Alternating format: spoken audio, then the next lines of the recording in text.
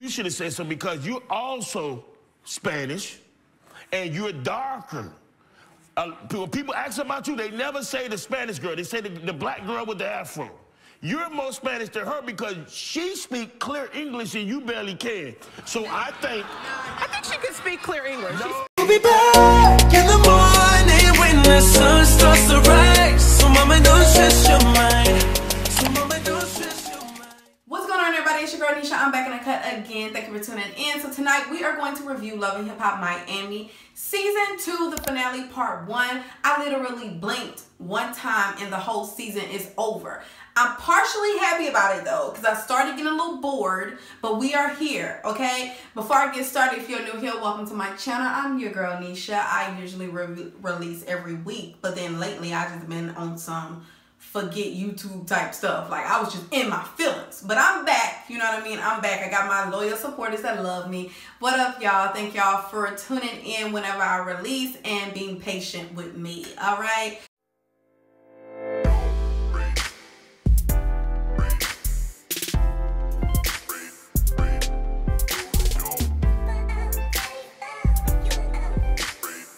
Y'all saw the looks of the night, right? So my favorite look of the night was Amara La Negra. She was giving me queen vibes, looking down at all the peasants while she's sitting on her throne. My least favorite was Bobby Lyte.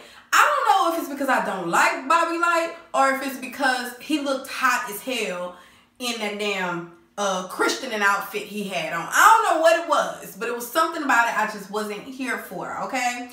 Let's go ahead and get into it. Let's start with Pleasure P and Pretty Ricky. Why I keep saying it like he not a part of the group? Let's start with Pretty Ricky, okay? First of all, I was in my feelings a little bit because I don't like to see men cry, and Baby Blue was crying and I just wasn't feeling it. You know what I mean? I feel like he's so hard.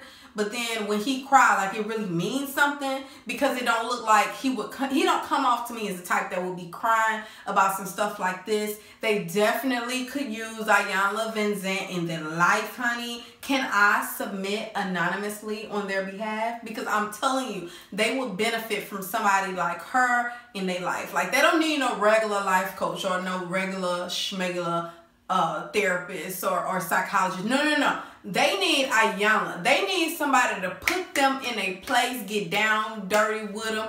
I come from the hood. I can get you in your place. That's what they need. They need a real good check-in, okay? Because they are very damaged. Now, this is a group that didn't see no money, according to them. They didn't see any money from Pretty Ricky. They are now, Pleasure P tried to justify why they didn't see money.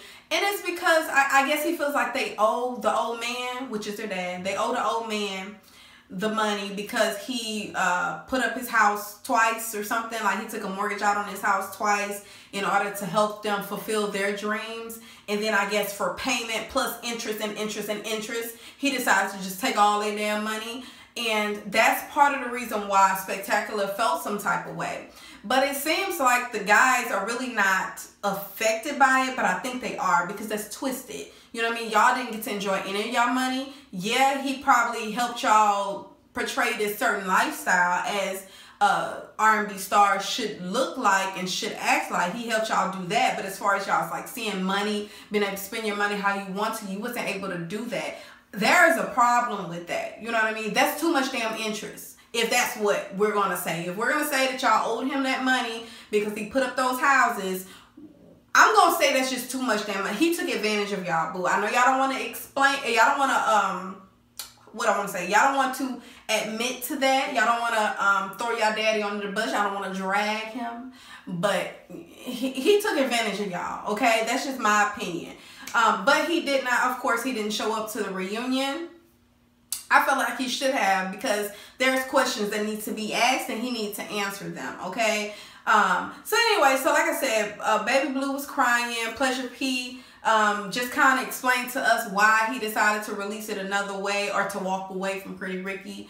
He did say that he does not see himself getting back into the group, so he does not see the group getting back together. He also said that part of the reason why they can't get it together is because Slickum ass won't show up, and Slickum wasn't there. You know what I mean? Like I said, that family could benefit from some counseling. I mean, my family could benefit from some counseling, but they, like, no, we ain't got nothing on them. No, they have issues, boo. They have major issues. And they kind of still seem a little salty about Spectacular because he took the Pretty Ricky page and he kind of like used that as like a stepping stone to get more money, and he has more pages that he run and stuff like that. So he's making money. He got it. He started it with the Pretty Ricky website, or no, their page or whatever, and then he kind of capitalized off that. Do I feel like he was wrong for that? Hell no. I think you figure it out and you make your money. Okay, you wasn't getting it from the old man, but I do feel like he could have at least gave them a percentage of it. Like, if you're not gonna give them 50%, since you did all the work, at least give them something. You know what I mean? So I feel like in that regard, he was wrong. Because you took the name and then you went and you capitalized off of it and you did not give nobody a dime. You kind of kept all that money to yourself. But your version of the story is that you have actually been taking care of them financially. But they beg to differ. So I don't know who to believe at this point. Okay? Then you go tell them, well, how about this? Tomorrow I'll make a new page and y'all can have Pretty Ricky, and then I'll go and I'll start off with a new page. And so I'm like, well, hold up. So now you're just gonna just throw the page back at him? But I think some people interpreted that as him saying, I'll change the name of the Pretty Ricky page, and then y'all create another Pretty Ricky page from scratch, and then y'all grow from there. But when he said it, I interpreted it as him saying, look, I'll give you back Pretty Ricky and I'll just start from scratch. So I don't know. Maybe I misinterpreted what he was saying, but all in all, I feel like y'all can't expect Spectacular to just give y'all money and y'all ain't putting no work in. You know what I mean? Yeah, the name helped him to get where he is, but y'all didn't put no work in. Should he give y'all a percentage? Like I said, yes. A small little fee because he used the name that you all built together. But do I feel like y'all, like he owe y'all something? Like y'all entitled to money? Hell no. I don't feel like that because at the end of the day, he put all that work into the freaking business, whatever the business is. Briefly, let's talk about Bobby Lytes. He talks about how he decided to sign with Clear Vision music group, and Trina seems like she's okay with that. She's happy. Honestly, I feel like Trina thinks she dodged a bullet because Bobby Lytes is literally a handful. It will be hard for her to control him, to build him, and also focus on her own music group and her own music and whatever else she's doing in her life. Like, he is a person that you need full attention on. Otherwise, he's going to do something to sabotage your brand and his own. And he's going to like shit on his future before it even gets started. So he's the type of person you got to have full attention on. You can't just leave him running ragged. He's like that damn 2-year-old that actually, the 2-year-old that's going through her terrible twos right now. You can't just let her roam because she gonna get in touching and doing stuff, and before you know it, she gonna have something in her mouth that's not healthy for her. So it's just one of those things where you have to give him a lot of attention, okay? So like I said, I feel like she dodged a bullet on that one, but she did say that she gave him that single that she said she was going to do at first. Remember, she kind of retracted a little bit. Well, she decided to go ahead and give him the single. He happy about that. I think it's called Get the Bag, okay? Let's talk about Chaotic really quick. Chaotic said that he, remember he was arrested for that reckless driving, and then for, was it fleeing the scene? He says that he suffers from PTSD, and he actually went within the season to go to a therapist, and he was seen about that. He feels like, you know, basically they wronged him. You know, the system wronged him. And so what was 8 charges at first is down to 2, and it's for reckless driving and for fleeing the scene. And he thinks that he can get that thrown out as well. And once that happens, he said he's gonna sue. Okay, hey, more power to you. If you can do it, do it. Okay? Because I get what you're saying. Like, it was weird as an unmarked car, you know, you just kind of like made me feel some sort of way, especially given my history. But then on the flip side of that, how do they know? You know, you look just as suspicious to them as they do to you. So it's one of those situations where, I don't know, that'll be a tough case to fight.